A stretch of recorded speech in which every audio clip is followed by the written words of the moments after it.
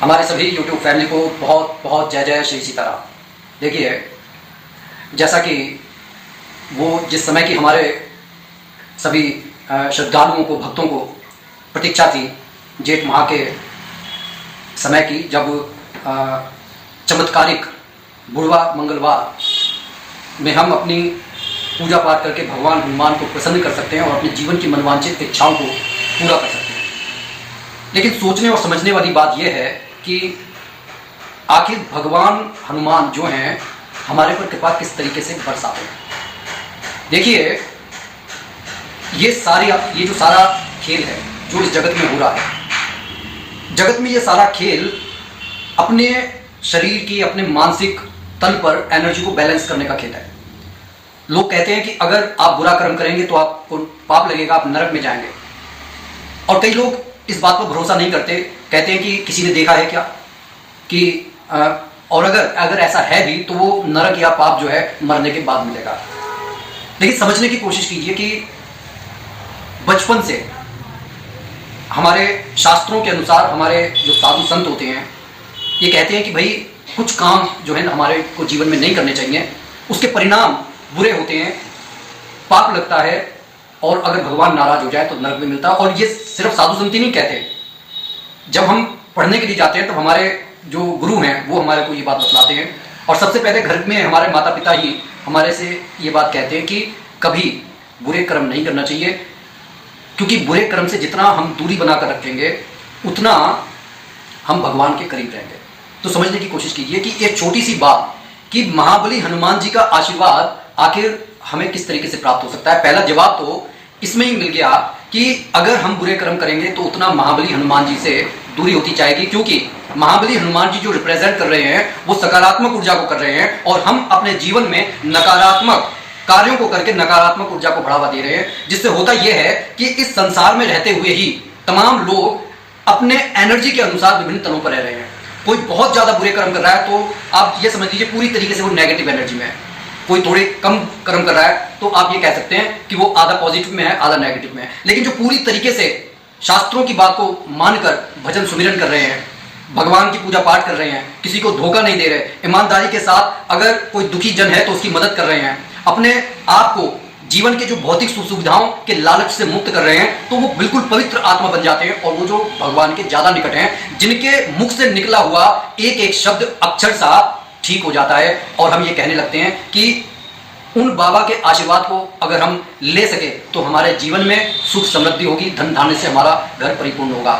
तो सारा खेल अगर चल रहा है तो वो एनर्जी का चल रहा है, और एनर्जी जो है हम अपने विचारों से उस एनर्जी को एक्टिवेट कर सकते हैं कि आखिर हमारे को किस पोजीशन में रहना है। बाकी आप पूजा, आपने 2 मिनट आपने पूजा की और पूजा करने के बाद में जो आपके 23 घंटे और जो 58 मिनट बचे, आपने सिर्फ और सिर्फ बेकार की बातें की, जिससे हो क्या रहा है कि आपकी एनर्जी लो हो रही है। और एनर्जी जब लो होगी तो आप कोशिश की, आप समझ सकते हैं कि किस तरीके से हमारे जो एनर्जी यूनिवर्स में अपने संदेश को भेज सकती थी। उस जिस तरीके से एक व्यक्ति को अगर एफएम पर गाने सुनने हैं तो वो पर्टिकुलर चैनल को जो है सेंट्रलाइज करेगा और उसके बाद में ही वो वहां पर गाने सुन सकता है या कोई समाचार देख सकता है। जैसे कि आप किसी चैनल को बदलते हैं, कोई आपको एबीपी न्यूज देखना है, आज तक देखना है, या फिर कोई एंटरटेनमेंट का चैनल देखना है, तो आप एक समय पर एक ही चैनल को देख सकते हैं, एक समय पर एक ही इच्छा को आप यूनिवर्स को भेज सकते हैं और उसका आपको रिप्लाई मिल सकता है। लेकिन कोशिश हमारे को ये करनी है कि जितना ज्यादा हम अपने आप को पॉजिटिव एनर्जी के करीब ले जाने की कोशिश करेंगे, जो सिर्फ और सिर्फ तभी हो सकता है जब हमारे विचारों की जो कालिमा है उसको हम मिटा सकें। कई बार लोग बेकार में रील्स देख रहे हैं जिनके जीवन पर कोई प्रभाव नहीं हो रहा। देखिए, जो देखने वाले ये जानते हैं, अच्छी तरीके से जानते हैं कि आखिर हम क्या चीज देख रहे हैं, और उसको देखने के बाद में 100% जो आप देख रहे हैं कुछ ना कुछ आपके शरीर में हार्मोनल चेंजेस होंगे और अल्टीमेट उसका कोई ना कोई परिणाम निकलेगा, जिससे हमें गिल्टी फील होगी। और उसके बाद आप अपने आप समझ जाइए कि जीवन में जब आप लो फील करते हैं, इसका मतलब आपने कुछ ऐसा काम किया है जिससे आपकी एनर्जी लो हो गई है। और लो एनर्जी कभी जो है परमात्मा से जो मिलने के लिए एक तरीके से आप ये समझ लीजिए कि बैरियर है, आप कभी वहां तक जा नहीं सकते। उसके बाद फिर हम ये कहें कि हमने हनुमान चालीसा का पाठ किया, हमने सुंदरकांड का पाठ किया, हमने ये मंत्र जपा, हमने राम जी को पहले जपा, हमने गणेश जी को ध्यान करा, लेकिन हनुमान जी हमारी मदद करने के लिए नहीं है। हनुमान जी मदद करने के लिए आएंगे कैसे? आप कौन सी एनर्जी में रह रहे हैं और कौन सी एनर्जी जो पूरी तरीके से सकारात्मक एनर्जी है, आप दूसरों का बुरा चाहने की कोशिश कर रहे हैं, दूसरों से बैर कर रहे हैं और आप पहले ही ये इच्छा जागृत अपने मन के अंदर लेकर आ रहे हैं कि जैसे ही मेरे पास में ये एनर्जी आएगी तो मैं सबसे पहले उसका बुरा करूंगा। और कई बार ऐसा भी होता है कि आप अपनी एनर्जी को बहुत संभाल कर रख रहे हैं, बहुत ज्यादा संभाल कर रख रहे हैं, लेकिन आपकी एनर्जी को चोरी किया जा रहा है। वो चोरी किस तरीके से किया जा रहा है कि आपने कई बार देखा होगा, जब आप साधु संतों के पास जाते हैं तो वो अपने पैर तक नहीं छुपाते। क्यों नहीं छुपाते? क्योंकि वो उस पवित्र ऊर्जा तक अपनी पहुंच बना चुके हैं। उन्हें मालूम है कि अगर किसी नेगेटिव एनर्जी वाले से हमने पैर छुआए तो एनर्जी का एट अ टाइम ट्रांसफॉर्मेशन हो जाता है, वो एनर्जी रियल टाइम में ट्रांसफर हो जाती है। अगर कोई नेगेटिव एनर्जी वाला आपके पैर छू रहा है तो आपकी पॉजिटिव एनर्जी उसके पास चली जाएगी, उसकी नेगेटिव एनर्जी आपके पास चली जाएगी। इसलिए कई बार आपने देखा होगा कि जब कोई बच्चा बीमार होता है और नजर उतरवाने के लिए हम किसी महात्मा के पास जाते हैं तो वो जब झाड़ फूक करता है तो बच्चा ठीक हो जाता है। कैसे ठीक हो जाता है? क्योंकि वो अपनी पॉजिटिव एनर्जी को उसके अंदर पहुंचाते हैं, क्योंकि उन्हें मालूम है कि ये बच्चा है और किस तरीके से नजर लग गई है, इसकी नेगेटिव एनर्जी को मैं थोड़े दिनों में खत्म कर लूंगा। लेकिन कई बार कुछ लोग पूरी तरीके से नेगेटिव एनर्जी के बने होते हैं। जैसे कि आप कई बार देखते होंगे कि बिजनेस में बहुत अच्छा चल रहा होता है लेकिन घाटा होने लगता है। क्यों होने लगता है? क्योंकि एक पॉजिटिव एनर्जी, आप ये मानकर चलिए अगर आपका बिजनेस पीक पर चल रहा है, इसका मतलब पॉजिटिव एनर्जी वर्क कर रही है। लेकिन जब आपको बाजार के दूसरे लोगों से मिलना पड़ता है जो आपके मुंह पर तो आपकी बात कह रहे हैं बहुत अच्छा हो रहा है, आपने जरा से समय पर प्रसिद्धि हासिल कर ली, आप विख्यात हो गए, लेकिन मन के अंदर उनके पाप चल रहा है, वो आपको देखकर खुश नहीं है और वो नेगेटिव एनर्जी से, मतलब वो मेहनत नहीं करना चाहते, बस आपको देखकर जल रहे हैं और वो आपसे हाथ मिलाएंगे। और ये जो हाथ मिलाना है ये आपके अंदर नेगेटिव थॉट्स के प्रभाव को बढ़ा देगा और आपके पॉजिटिव थॉट उधर चले जाएंगे। किसी को बर्बाद करने का सबसे आसान तरीका यह है कि आप अपने नेगेटिव थॉट्स को उसकी तरफ जो है पहुंचा दें और उसके पॉजिटिव थॉट्स को ले लें।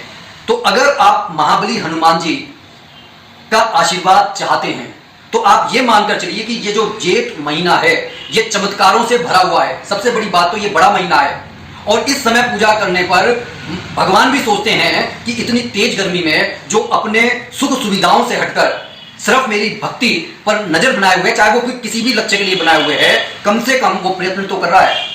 भगवान भावों के भूखे हैं और जब आप धीरे से उस एनर्जी के पास तक पहुंचेंगे तो 100% वो आपको देंगे। लेकिन सोचकर देखिए कि आपके अंदर नकारात्मक सोच भरी पड़ी है और आप यूनिवर्स से एक ऐसी एनर्जी मांगने की कोशिश कर रहे हैं जिसका जो आपके शरीर के सेल्स जो हैं अपने अंदर उनको समाहित ही नहीं कर सकते। तो दो काम होंगे, या तो कोई काम ही नहीं होगा या फिर आपके सेल्स डेड हो जाएंगे। तो कोशिश ये कीजिए कि जो भगवान के लायक बनिए और भगवान के लायक बनने के बाद में आप उस पर छोड़ दीजिए कि प्रभु अगर मैं इस चीज के लायक हूं तो आप मुझे दीजिए और 100% आपकी मनोकामना पूरी होगी। लेकिन एक समय में एक ही मनोकामना को अगर आप मन में लेकर चलेंगे, अपने शरीर पर काम करेंगे तो 100% जो भी आप महाबली हनुमान जी की पूजा करेंगे वो डेफिनेटली पूरी होगी। लेकिन फिर बार बार ये जो पूरा संसार है, ये पूरी सृष्टि है, ये एनर्जी के खेल पर चल रही है। अगर आप इस एनर्जी के खेल को समझ गए तो आप जान जाएंगे कि ये जो हम कई बार कहते हैं कि हम अमीर बन जाएं, अमीर बनना कोई बड़ी बात नहीं है।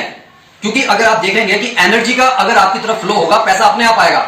लेकिन जो सिर्फ पैसे को एक कागज का टुकड़ा समझने की गलती कर रहे हैं, वह ये नहीं समझ पा रहे कि किसी के पास तो पैसा ज्यादा आ रहा है, किसी के पास कम आ रहा है, सारा खेल एनर्जी का है। जो लोग इस एनर्जी की बात को जान गए हैं वो अमीर बन जाते हैं, लेकिन दूसरे को नहीं बताएंगे, दूसरे को ये तक नहीं बताएंगे कि वहां मंदिर में जाकर माता क्यों टेक कर आ रहे हैं, क्योंकि वो वहां पर आपने अपने अहंकार को पूरी तरीके से तिरोहित कर देते हैं। आपने कई बार देखा होगा, नॉर्मली जो साधु संतों के जो शिष्य होते हैं वो दूर से उनको साष्टांग दंडवत करते हैं। वो ये मानकर करते हैं कि जो सामने गुरु खड़े हुए हैं वो साक्षात भगवान का रूप है। और जब मैं भगवान के सामने साष्टांग, मतलब जब हम पूरी तरीके से जमीन पर लेट जाते हैं इस तरीके से, उस समय भगवान बहुत प्रसन्न होते हैं। भगवान को सिर्फ ये चाहिए कि आपका वो अहंकार खत्म हो गया। अहंकार के खत्म होते ही पॉजिटिव एनर्जी का फ्लो बढ़ जाता है और जब पॉजिटिव एनर्जी का फ्लो बढ़ जाता है तो हमारे जीवन में सच बताएं तो कोई इच्छा जो है ऐसी नहीं रहती जिसे पूर्ण ना किया जा सके।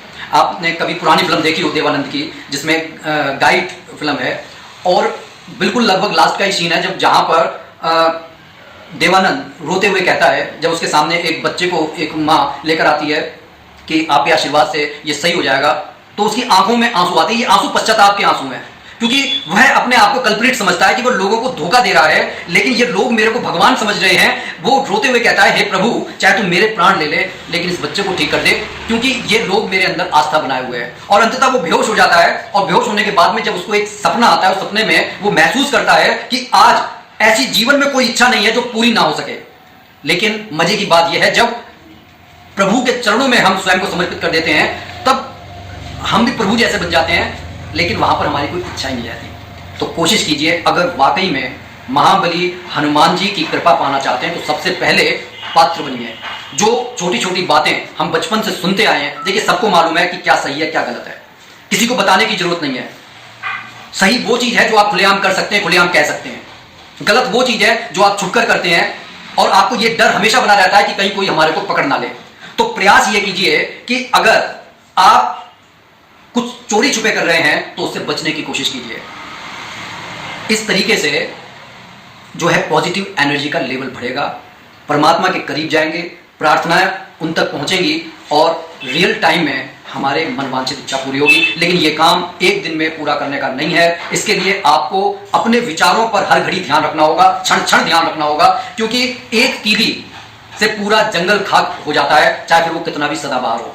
तो आपका पूरा व्यक्तित्व जो है एक छोटे से नन्हे से विचार से पूरा खत्म हो सकता है। तो इस बात का अगर आप ध्यान रखेंगे, तो महाबली हनुमान तो सर्वत्र व्याप्त हैं, क्योंकि वो वायु पुत्र हैं, और बिना वायु के तो हमारे को जीवन नहीं मिल सकता। तो आप अगर इस तरीके का विचार अपने अंदर संभाल लेंगे, तो आप ये समझ लीजिए कि महाबली हनुमान जी आपसे ज्यादा। दरअसल सारा खेल ये है, वही व्यक्ति भगवान को मानता है जो मानना चाहता है, लेकिन जो मानना ही नहीं चाहता, वो तो ये कहेगा कि ये सारा संसार भगवान ने रचा है, और ये रचा किस लिए है, हमारे लिए रचा है, तो इसमें कुछ भी गलत नहीं है, जो कुछ कर रहा हूं मैं सही है। जैसे जिस तरीके से जो जीव के लोलुप होते हैं, वो ये कहते हैं कि अगर ये बकरे नहीं खाएंगे, मुर्गियां नहीं खाएंगे, तो ये इतनी बढ़ जाएंगी कि एक दिन हमें खा जाएंगे। सोचकर देखिए, जो जानवर अपनी रक्षा नहीं कर पा रहे, वो आपको क्या खाएंगे।